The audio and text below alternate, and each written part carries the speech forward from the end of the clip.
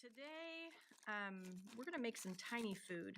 I'm going to give everybody in the class a package of Model Magic, and I only buy it in packages where it comes with an ounce of white, but you can buy it at the store with all kinds of other colors in four packs. You can mix them to make additional colors, but what we're going to do today is try to make some tiny food. And the way that I have used this before that works pretty well is I've tried to portion it off and I color each section that I need with some markers, and then I make the food.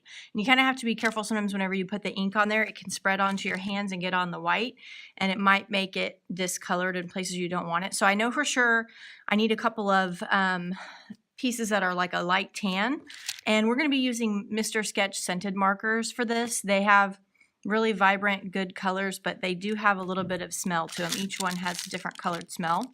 So what I'm going to do is just color right on here like this, and I want to make it like a light tan. So in order to do that, I'm going to fold it over a few times and put ink on there each time I fold it over. And then I'm going to start melding it with my fingers, or molding it, squishing it together. So this part is what takes the longest, but it's kind of fun. It's kind of relaxing because, you know, you're trying to get it to the color that you want. If you want your brown to be a little bit more like a tan, you can add some yellow to it. That smells like bananas. So the food that we're making isn't going to smell like the food that we are trying to make, but that's all right. These markers really do have the best ink. Now, the reason why we're making ours are going to look a little different than my example. I made this out of Sculpey clay, which is a different type of clay that you actually have to bake at home. With this, you'll have to let it sit. It will kind of harden up, but it's Model Magic, so it doesn't get as hard as the Sculpey clay. But if you really like making tiny food or tiny things like this, then this is pretty fun stuff to work with. You can buy it. You can bake it on a very low temperature. You'd have to have your parents help you with that, but you can get a lot more detail. And I know some kids have played around with this before, but I really like this stuff.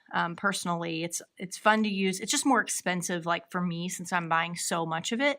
And I also don't have a little oven at school, so it would make it hard for me to have everybody make something out of this. But if you have, like, you know, Girl Scout group or church group or whatever, or a birthday party, if you want something kind of cool, you might look up projects for Sculpey clay and buy it, because then you could just buy, you know, a few colors and then everybody kind of makes the same thing.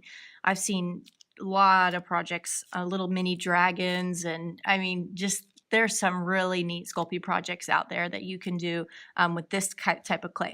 Model Magic is good for what we're doing. You know, we're at a school, so we have to kind of use the stuff that we have. So what I'm going to do is, let's see here. I'm going to set this aside. That's pretty close to the color I need for my bun.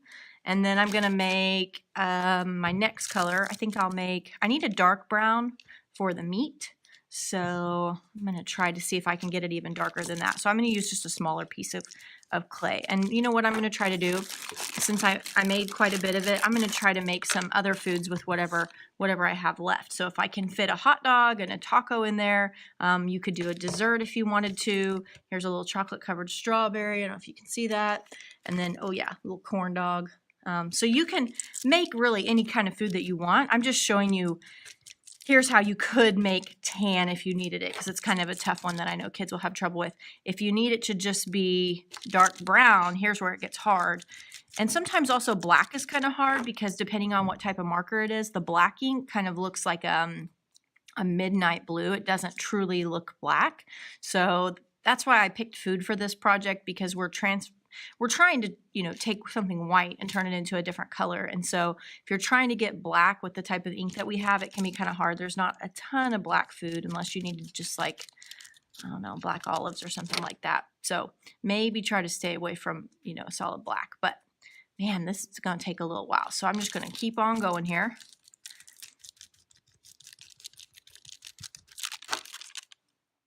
And you can see that I'm setting it on this foil, so that way whenever I color, if it doesn't get all over the table.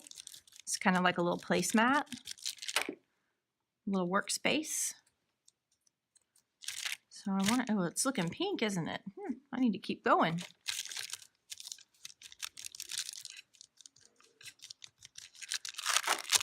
Now, these are washable markers. This Model Magic has a little bit of water in it, so it feels kind of wet. I picked this for this time of year because this is kind of relaxing just to color and then squeeze and fold. I've also had kids make little Christmas ornaments before with this stuff. The problem is if you're making an ornament, it's not a ton of clay. So I picked small food because A, I like very tiny things. B, there's a lot of different foods that are out there that you could come up with to make. You don't have to make a burger and a taco and a corn dog or whatever like I'm making. You could do all desserts. You could do all tiny, really anything. So you just have to be creative. And so if you needed, like, for instance, like let's say you're making a chocolate cake and you need really dark brown, you could use the same method for getting the dark brown. So I'm just coloring on there. And then I'm squishing it together like that over and over and over and over and over. I'm going to pause the video. I'm going to keep going and then I'll come back in a minute to show you how I finish.